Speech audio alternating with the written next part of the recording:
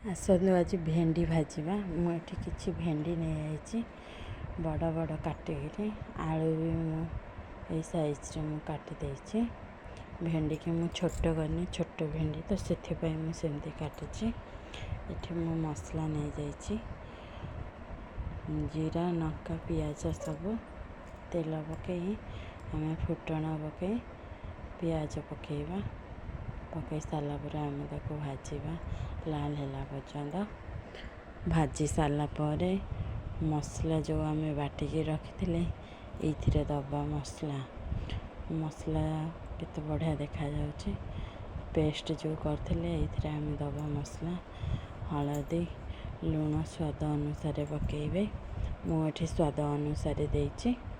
आम ताको 2 ରୁ 3 मिनट खंडे कषिबा मसला को कषि सारा पर भल से आमर मसला है पर्यंत आम कषिबा मसला को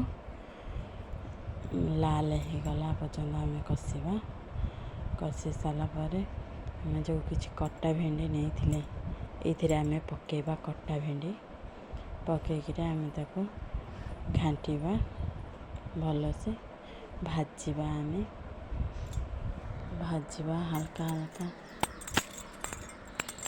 जाल दे आम भाजवा भाजी सारा पर आम ताको देख बढ़िया देखा जाउछि।